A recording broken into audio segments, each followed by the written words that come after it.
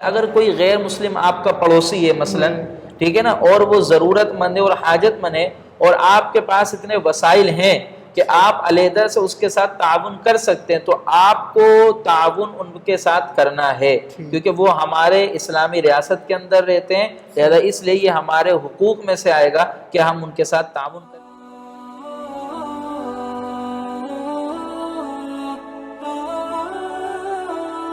السلام علیکم، میں ہوں آپ کا ہوسٹ محمد اکبر خان، اور ایک بار پھر آپ کو پروگرام گفتگو کے اندر خوش آمدید کہتے ہیں۔ اور ہمارے ساتھ موجود ہیں ہماری جانی مانی شخصیت مفتی صاحب۔ تو کیسے ہیں آپ؟ الحمدللہ، اللہ تعالیٰ کا شکر ہے۔ آپ کی طبیعت وغیرہ ٹھیک ہے؟ الحمدللہ۔ مفتی صاحب، آج کا جو ہمارا پروگرام ہے بڑا اچھا چل رہا ہے، اور آج کا سوال بھی بڑا امپورٹنٹ ہے، کیونکہ لوگ رمضان قریب ہیں تو لوگوں کو زکوٰۃ نکالنی ہوتی ہے، اور یعنی اپنے گناہ معاف کروانے ہوتے ہیں۔ تو اس کے اوپر جو ایک سوال ہے ہمارا کہ زکوٰۃ کن کن چیزوں پر فرض ہے، اور کیا زکوٰۃ غیر مسلم کو دے سکتے ہیں یا نہیں دے سکتے؟ آپ اپنی تعلیمات اور قرآن و حدیث کے ذریعے۔ بسم اللہ الرحمن الرحیم۔ جیسے آپ نے جو سوال کرا ہے کہ زکوٰۃ کن کن چیزوں پر دی جاتی ہے، تو شریعت اسلامیہ کی نگاہ میں 3 مال ایسے ہیں کہ جن پر زکوٰۃ دی جاتی ہے، یعنی ایک ثمن یعنی سونا اور چاندی، اور دوسری چیزیں مال تجارت، اور تیسری چیزیں سائمہ جانور، یہ جانور ہوتی ہے، جانور ہوتے ہیں، یہ ان کی اقسام بھی پھر ہوتی ہے۔ اچھا، پھر ان تینوں کی الگ الگ کنڈیشن ہیں، الگ الگ نصاب ہیں، کہ جیسے سونا کی اگر بات کریں کہ بالفرض کسی کے پاس صرف سونا ہے اور اس کے پاس نہ چاندی ہے نہ مال تجارت ہے، کچھ بھی نہیں ہے، تو پھر موجودہ دور میں جو اس کا وزن ہے وہ 87 گرام یعنی 87.48 یہ گرام، تو اتنا سونا ہو، یا اس کے رقم کے مساوی جو رائج الوقت جو رقم بنتی ہے، نقد رقم بنتی ہے، اتنی رقم اس کے پاس ہو، تو ایسی صورت میں اس شخص پر زکوٰۃ فرض ہو جائے گی۔ اگر اس کے پاس صرف اور صرف چاندی ہو، نہ سونا ہو نہ مال تجارت، کچھ نہیں ہو، تو اس حوالے سے شریعت اسلامیہ نے کم سے کم جو مقدار بیان کری ہے وہ 612.36 گرام یہ چاندی ہے، یا اگر اس کے مساوی جو رائج الوقت نقد رقم ہے وہ کسی کے پاس ہو، تو ایسے شخص پر پھر زکوٰۃ نکالنا لازم ہو جاتی ہے۔ جہاں تک بات مال تجارت کی ہے، تو مال تجارت کے اندر جو حاجت اصلیہ سے زائد مال ہوتے ہیں پھر ان پر زکوٰۃ لازم ہو جاتی ہے۔ اب جہاں تیسری چیز تھی یعنی سائمہ جانور، وہ ہمارے یہاں مطلب ہمارا اس کے بار بار سامنا ہوتا نہیں ہے۔ وہ 3 طرح کے جانور ہوتے ہیں، اونٹ ہوتا ہے، اور گائے ہے، اور بکری ہے، اور پھر اس کے اندر الگ الگ چیزیں ہیں کہ اتنی عمر کا ہو، اتنی تعداد ہو، پھر اتنے زکوٰۃ اس کے اندر نکلے گی۔ تو اس کو تو ایک طرف کرتے ہیں، جو ہمیں جس چیز سے فیض کرنا ہوتا ہے اس کو ہم سمجھ لیتے ہیں کہ اگر تنہا صرف سونا ہے تو اس کا نصاب بھی آپ کے سامنے واضح ہو گیا، تنہا صرف چاندی ہے تو اس کا نصاب بھی آپ کے سامنے واضح ہو گیا۔ ہم عرف عام میں دیکھتے ہیں تو لوگوں کے پاس مختلف چیزیں ہوتی ہیں، کچھ سونا ہے، کچھ چاندی ہے، کچھ پیسہ ہے، کچھ اکاؤنٹ میں پیسہ رکھا ہوا ہے، کسی سے لینا ہے، کچھ اس طرح مطلب بینک بیلنس وغیرہ مختلف جگہوں پر مختلف چیزیں ہوتی ہیں۔ تو اب اس کا اصول یہ ہوگا کہ مختلف جگہوں پر جو جو چیزیں ہیں ہر ایک کو رقم میں منتقل کریں، کہ کتنی رقم یہاں ہے، کتنی رقم وہاں ہے، کتنی رقم یہاں، سب ایک جگہ کریں، بالکل۔ پھر جو سونا اس کے پاس موجود ہے اس سونے کو رقم میں منتقل کرے کہ یہ سونا کتنے کا بن رہا ہے، پھر جو چاندی ہے اس کو رقم میں منتقل کرے۔ اب اس کے بعد پھر اس کا جو 40واں حصہ ہے پھر اس سے وہ زکوٰۃ ادا کر دے گا۔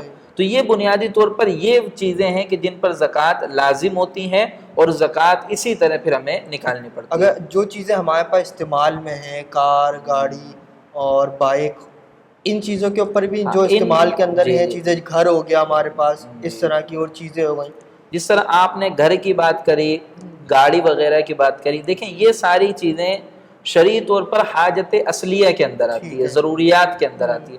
تو جتنی چیزیں حاجت اصلیہ کے اندر آتی ہیں ان چیزوں پر زکوٰۃ لازم نہیں ہوتی ہے. جیسے رہائش کا مکان ہے، استعمال کی گاڑی ہے، پہننے کے کپڑے ہیں. اب دیکھیں نا، برانڈ اگر کوئی بندہ استعمال کرتا ہے تو اب تو گھڑیاں بھی لاکھوں تک پہنچ جاتی ہیں، لیکن یہ حاجت اصلیہ میں آتی ہیں، اس پر زکوٰۃ ادا نہیں کرنا ہوگا. اچھا، تجارت کی آپ نے بات کی، تجارت کے اندر تو لوگ جو ہے پرندوں کی تجارت بھی کرتے ہیں اور کیا کہتے ہیں بیچنا، تو اس کے اوپر بھی میں نے آپ سے کہا نا کہ جو تجارت تو صرف پرندوں کی نہیں، تجارت تو پھر مختلف چیزوں کی بھی ہوتی یعنی ہے. ایک یہ بھی ہاں، بس اس کو آپ یوں کہہ لیجئے کہ جو بھی چیزیں اس کی ہیں وہ پیسوں میں کنورٹ ہو کر پیسوں کے اعتبار سے جائز چیزوں کی جو تجارت ہے اس ہاں، کے اندر، مطلب ناجائز چیزوں کی تجارت میں زکوٰۃ نکالنا یہ علیحدہ مسئلہ ہے. پہلے تو اس پر کلام ہوگا کہ اس کی تجارت کرنا بھی جائز ہے کہ ناجائز ہے. ٹھیک ہے نا؟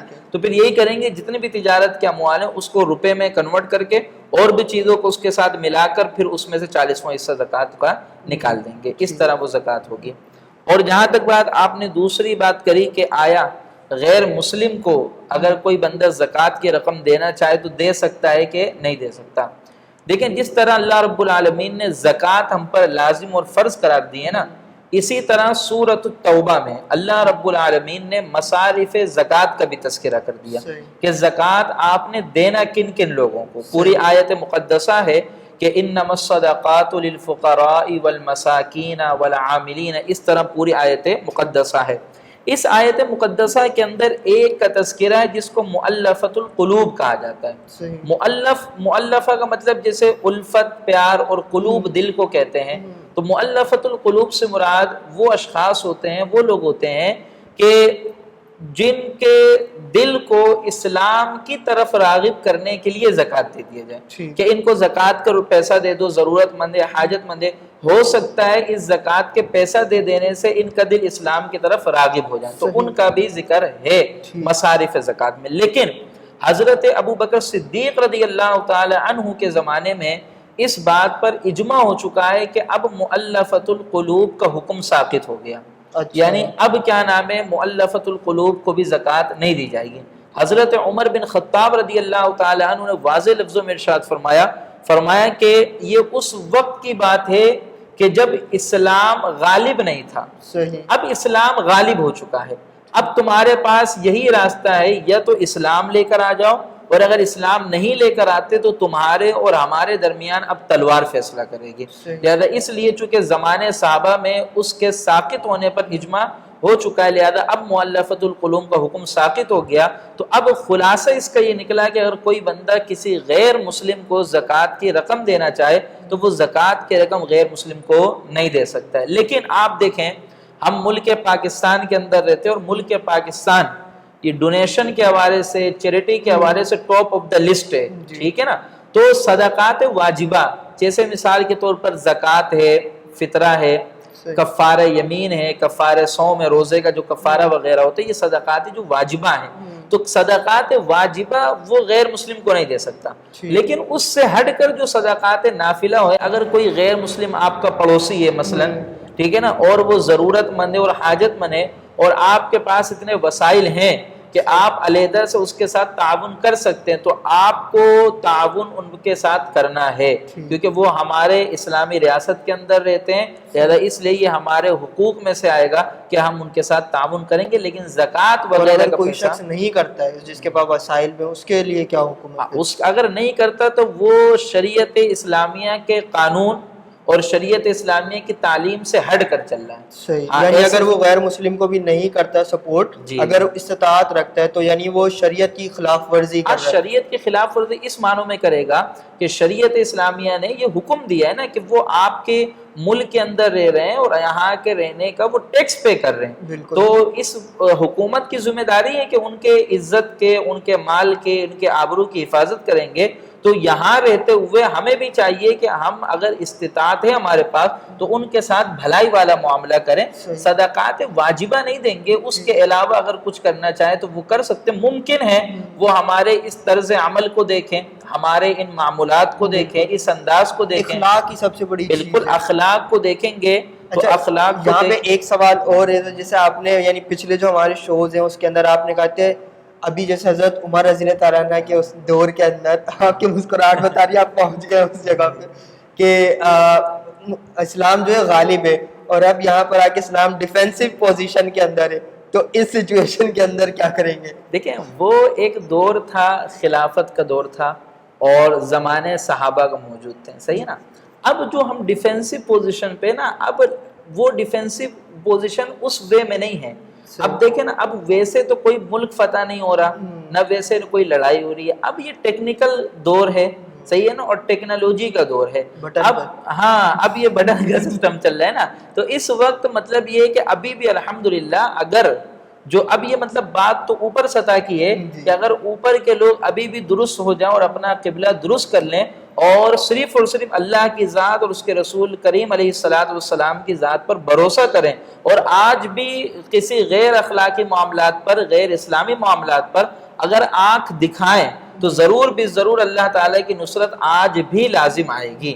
آپ دیکھیں نا, ملک پاکستان بنا کس بنیاد پہ؟ لا الہ الا اللہ محمد رسول اللہ. یہی نعرہ لگا کہ پاکستان کا مطلب کیا؟ لا الہ الا اللہ, اور دستور ریاست کیا ہوگا؟ محمد رسول اللہ. مگر آپ ذرا معاشرے کو ذرا دیکھیں تو یہ ہے کہ ہم اس دور کو اس دور سے کمپیئر نہیں کر سکتے, بہت زیادہ مطلب یہ کہ فرق ہے, اس وجہ سے ہم کمپیئر نہیں کر سکتے. صحیح. تو یعنی یہاں پر جو ہے ہم نے ایک اچھا وے میں, یعنی لوگ بڑا جو ہے اپنا مائنڈ رکھتے ہیں کہ بھائی اسلام کے اندر ایسی چیزیں نہیں ہیں, لیکن آپ نے بہت اچھے طریقے سے بتایا اور کہ صدقات جو واجب ہیں وہ آپ نہیں دے سکتے غیر مسلم کو, لیکن جو نفلی جو چیزیں ہیں آپ استطاعت رکھتے ہیں تو آپ ان کی ہیلپ کر سکتے ہیں, ان کو سپورٹ کر سکتے ہیں. لیکن اگر آپ سپورٹ نہیں کرتے, آپ کا پڑوسی یا آپ کے جاننے والے کوئی لوگ ہیں غیر مسلم اور آپ ان کو, تو آپ شریعت کی خلاف ورزی کر رہے ہیں, اسلامی تعلیمات اور اسلامی اخلاق سے ہٹ کے یہ چیزیں. تو اس کی بھی جو ہے ممانعت ہے, یعنی اس کے اوپر بھی زور دیا گیا کہ آپ نے یہ کرنا ہے. اگر آپ کا پڑوسی, آپ کا پڑوسی غیر مسلم ہے, آپ مطلب یہ ہے کہ جو جہاں تک شریعت اسلامی نے ایک باؤنڈری لگائی ہے کہ آپ یہاں تک نہیں بڑھ سکتے, وہاں تک آپ نہیں بڑھ سکتے. تو یہ تمام گفتگو تھی اور یہ اس پروگرام کا حسن ہے کہ ہم یہاں پر تمام باتیں کھل کر سکتے ہیں, اور آپ کے بھی جو سوالات ہیں وہ آپ ہمارے پاس بھیج سکتے ہیں. یہ جو شخصیت یہاں پر موجود ہیں, یہ آپ کے تمام سوالات کے جواب دینے کے لیے ہم یہاں بیٹھے ہیں اور یہ پروگرام چلا رہے ہیں. تو آپ کے ذہن کے اندر, دل کے اندر جو بھی سوالات ہیں, آپ کسی بھی مذہب, فرقے, ذات سے تعلق رکھتے ہیں, تو آپ یہاں پر آ کر سوال کر سکتے ہیں. تو بہت بہت شکریہ مفتی صاحب, آج آپ نے ٹائم دیا, اور یہ شو ہمارا آج یہیں پر اینڈ ہوتا ہے. اگر اس کے اندر کوئی آپ کو چیز ایسی لگتی ہے جو آپ کو سمجھ نہیں آئی تو نیچے کامنٹ سیکشن میں آپ بتا سکتے ہیں. تو اسی کے ساتھ کہ اپنا بہت خیال رکھیے گا اور لائک, شیئر, کامنٹ کرنا نہ بھولیے گا. اللہ حافظ.